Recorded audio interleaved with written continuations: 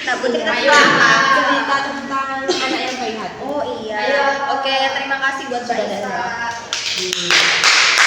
Hari ini kita akan belajar tentang teks fiksi dan non fiksi. Untuk tujuan pembelajarannya, kalian dapat mengidentifikasi ciri-ciri teks fiksi dan non fiksi. Nah, lalu kalian dapat mengelompokkan bacaan dalam jenis teks fiksi dan non fiksi berdasarkan isinya.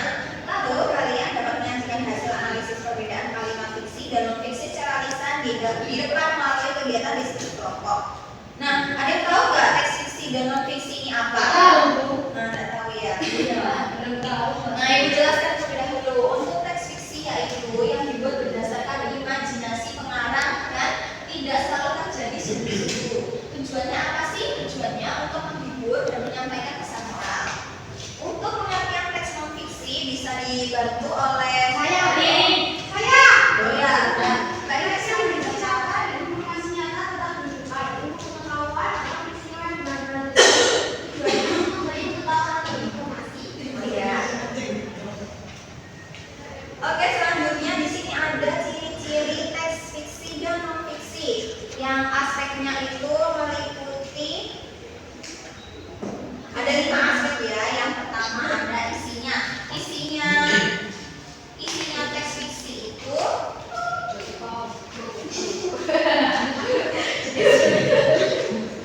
isinya teks fiksi itu yang pertama ada hasil imajinasi atau cerita khayalan. Kalau teks non fiksinya itu isinya fakta dan peristiwa nyata. Untuk tokohnya teks fiksi itu ada tokohnya dan alur ceritanya. Kalau teks non fiksi tidak ada tokoh, lebih banyak data. Untuk tujuannya teks fiksi itu menghibur dan juga memberi pesan moral. Untuk tujuan teks non fiksi itu memberi informasi atau pengetahuan ke kalian. Bisa dibacakan ayo bahasanya. Bahasa teks fiksi imajinasi banyak macam. Non fiksinya formal jelas menggunakan istilah ilmiah. Contohnya ada contoh teks fiksi cerpen dongeng biografi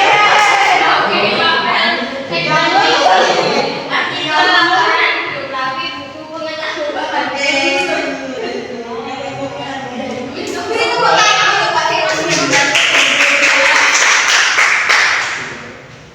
Nah, di sini juga ada contoh teks fiksinya. Bisa dibantu oleh sini. Maju ayo silakan dibaca. Pagi itu, Rike dan teman-temannya sebuah tiba-tiba muncul seekor naga menungganginya dan terbang di langit bersama pelangi. Semua anak bersorak. Oke, kita analisis bersama ya. Iya. Untuk cerita di sini itu bersifat khayalan atau fakta? Khayalan. Tidak nyata. Terus juga ada tokohnya. Nah, tokohnya itu siapa tadi? Rico.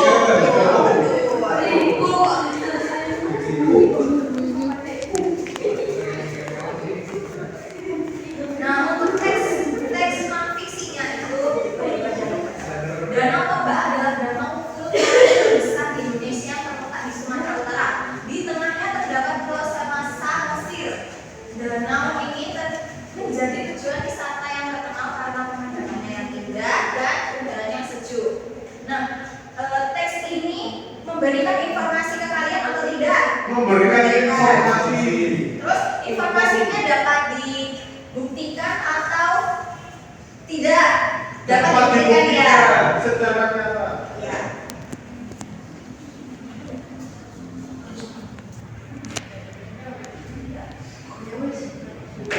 Nah, untuk selanjutnya Ibu akan membagi kalian ke dalam 3 kelompok, yaitu ada kelompok visual, audiovisual, dan juga kinestetik. Kelompok 1 kerja kelompok 1. Oke. Nah, untuk kelompok yang audiovisual nanti kalian perhatikan video ibu berikut ya, yang ibu. Oh iya. Mana wes. Wow. Ring the bell.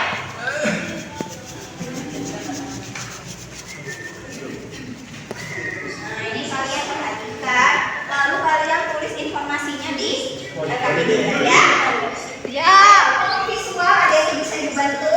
Oh siap, Jun.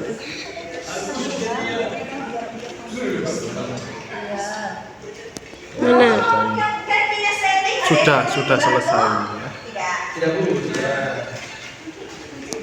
Wow, ada tikus. Mending dari aku iso antar.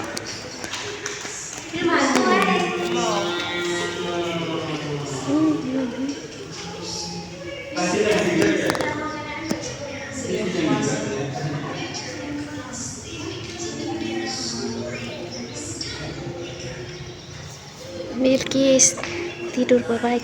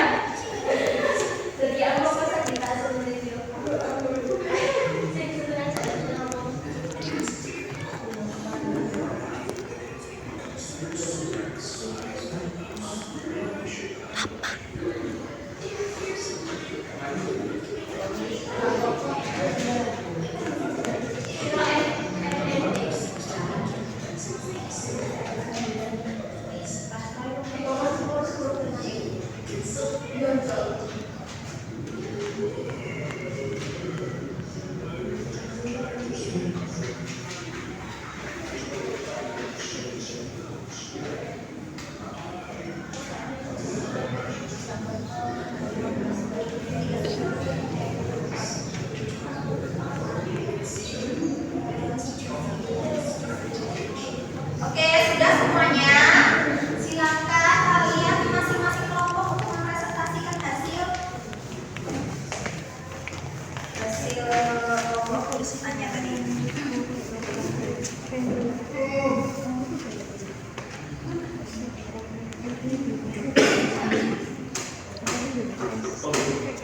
Ayo mulai dibacakan dari kelompok visual dulu. Oke, jadi untuk yang nomor 1 pertanyaan, apa perbedaan isi antara kedua teks tersebut? Jawabannya, teks rahasia di balik hujan berisi cerita khayalan tentang hujan yang bisa berbicara. Sedangkan teks manfaat hujan bagi kehidupan berisi penjelasan nyata tentang manfaat hujan bagi alam. Nomor 2, teks mana yang berisi fakta? Teks manfaat hujan bagi kehidupan berisi fakta tentang pentingnya air hujan dan dampaknya bagi makhluk hidup. Yang ketiga, teks mana yang mengandung imajinasi? Teks rahasia di balik hujan mengandung imajinasi karena menggambarkan tetes hujan yang bisa berbicara dan memberi pesan pada manusia. Yang keempat, apa tujuan penulis teks fiksi dan non-fiksi? Tujuan teks fiksi adalah menghibur dan memberi pesan moral agar tidak sedih saat hujan. Sedangkan teks non-fiksi bertujuan memberikan informasi tentang manfaat hujan. Untuk yang kelima, bagaimana bahasa yang digunakan dalam kedua teks tersebut? Teks fiksi menggunakan bahasa yang imajinatif dan penuh perasaan, sedangkan teks non-fiksi menggunakan bahasa formal dan informatif. Ya, itu cukup sekian dari saya. Oke, terima kasih untuk kelompok visual. Beri tepuk tangan. Tepuk tangan.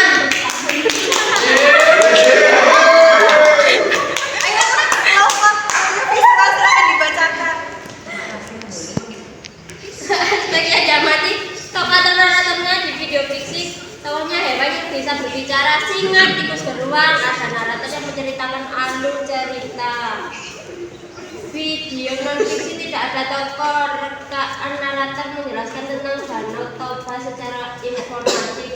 Visi atau cerita video fiksi mengisahkan persahabatan dan monolog antar hewan bukan. Video non fiksi menjelaskan fakta tentang Danau Toba, lokasi asal-usul, keindahannya, tujuan penayangan, menghibur dan memberikan pesan moral agar saling tolong-menolong. Video non fiksi memberikan informasi tentang keajaiban alam Indonesia khususnya Danau Toba. Gaya bahasa atau visual fiksi menggunakan bahasa sederhana, lucu dan imajinatif. Visual berupa animasi berwarna cerah dan ekspresif. Video non fiksi menggunakan bahasa formal dan jelas. Visual berupa rekaman nyata alam gunung dan danau. Fakta dan imajinasi. Video fiksi imajinasi hewan berbicara dan bertingkah seperti manusia. Video non fiksi fakta berisi informatif nyata yang bisa dibuktikan di dunia nyata. Tepuk hujung untuk kelompok visual. Good. Estetik silahkan dibacakan. Yang terakhir di sini dari kelompok estetik sudah menggunting, jadi dapat disimpulkan bahwa pada air muncul dari danau itu termasuk fiksi, Bu. Terus kemudian Danau Toba terletak di Sumatera Utara termasuk fiksi.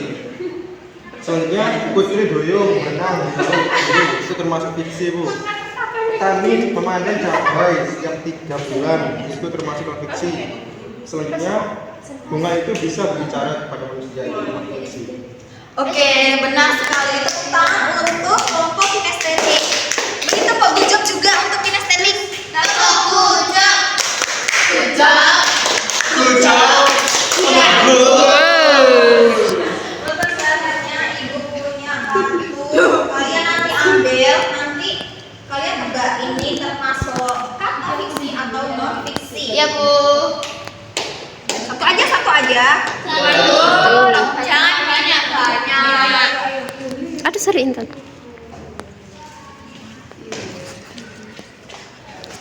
Sudah dibuka kartunya. Serina. Kertasnya. Ayo dibacakan yang pertama, ini termasuk kata fiksi atau non fiksi? Setiap kali hujan turun, payung tua itu bisa terbang sendiri ke langit. Nah, itu termasuk kata apa? Termasuk Kata fiksi atau non fiksi? non fiksi. Fiksi. Nah, betul sekali. Seperti itu ya. Pintar ya, pintar. Ayo. Gotong royong membuat pekerjaan berat jadi lebih ringan karena dikerjakan bersama-sama. Itu contoh non fiksi. Nah, betul sekali. Karena itu bukti nyata ya. Ya. Dia menemukan peta harta karun tersembunyi di balik lukisan neneknya. Fiksi. Itu fiksi karena tidak dapat dibuktikan. Gunung Raung tiba-tiba membuka gerbang menuju dunia teri saat bulan purnama. Itu termasuk kata apa? Fiksi atau non fiksi? Non fiksi ya. Ya. Fiksi dong, karena tidak dapat dibuktikan. Ya. Nah, untuk Mbak Sandra ini apa kalimatnya? Raung terletak di perbatasan Kabupaten Banyuwangi, Bondowoso dan Jember. Nah, ini non fiksi. Nah, betul sekali. Karena mengandung informasi. Oke. Berikan kepada Ibu kertasnya. Maaf nih, Debbie. Oke, selanjutnya.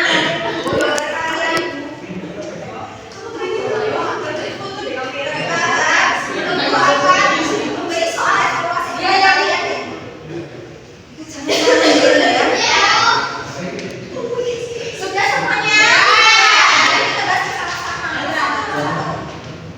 Bacaan data termasuk jenis teks. B. Fiksi karena berisi tokoh dan peristiwa imajinatif. Nah, semuanya. Ciri yang menunjukkan teks di atas adalah teks non fiksi ya, Pak. C. Menyajikan informasi nyata tentang tanaman cabai. Oke, benar semuanya. Betul. Nah, tidak ada yang salah ya. Iya. Oke. Sekarang soal evaluasinya dikumpulkan. Boleh.